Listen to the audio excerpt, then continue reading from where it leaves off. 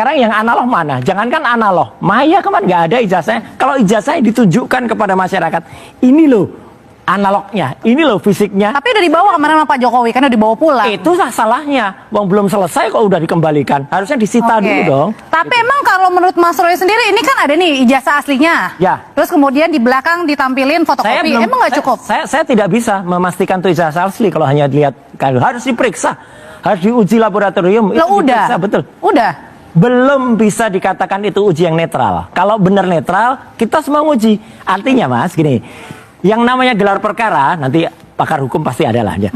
Gelar perkara itu digelarkan dulu, apalagi yang minta kan TPUA. Ini TPUA tidak diberitahu apa-apa, tahu-tahu ini udah jalan sendiri, meriksa siapa yang nggak jelas siapa yang diperiksa. Tahu-tahu ada bukti pembandingnya juga nggak jelas itu yang apa.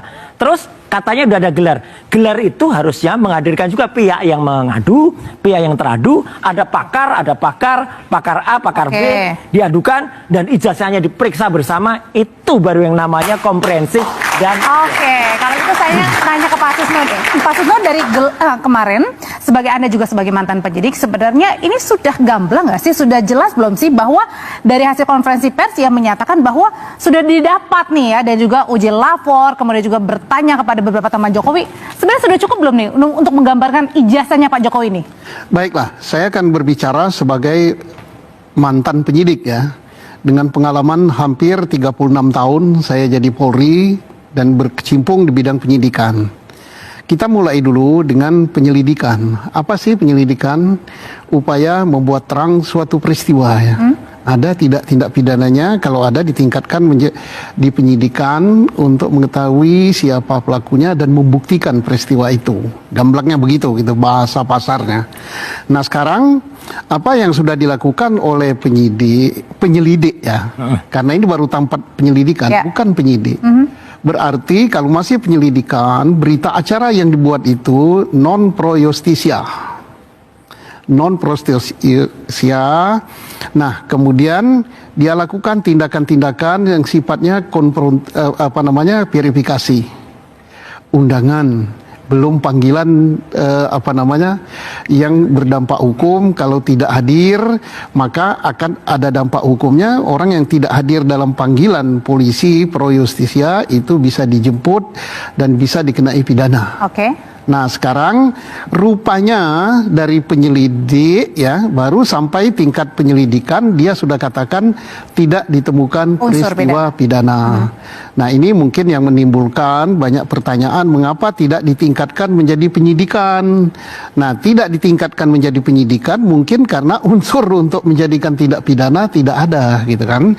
Sehingga penyelidikannya tidak ada atau tidak cukup Pak Susno? Tidak cukup. Kalau di sini tidak cukup ya.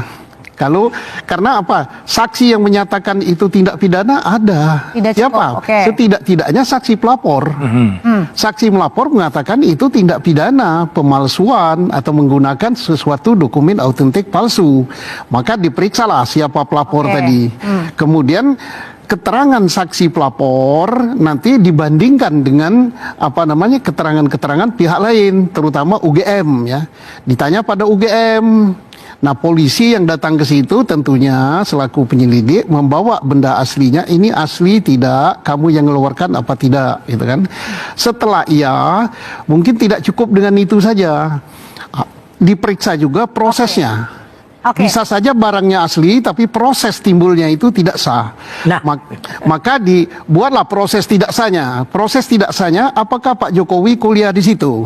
Nah ini dilihat dari pendaftaran. Dia terdaftar. Jadi artinya dari rangkaian demi rangkaian ini adalah ini tidak cukup untuk naik ke penyelidikan. Berarti artinya Pak Susno dengan hasil dari konferensi pers kemarin ini bisa dipertanggungjawabkan nggak nih?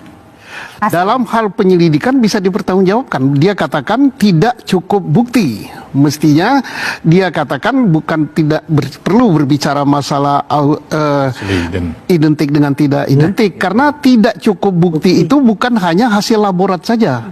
Hasil pemeriksaan pihak yang mengeluarkan, hasil pemeriksaan teman kuliahnya, hasil pemeriksaan tenaga administrasi. Nah, jadi jangan hanya berlandaskan bahwa itu dinyatakan tidak cukup sebagai tindak pidana karena hasil laboratorium.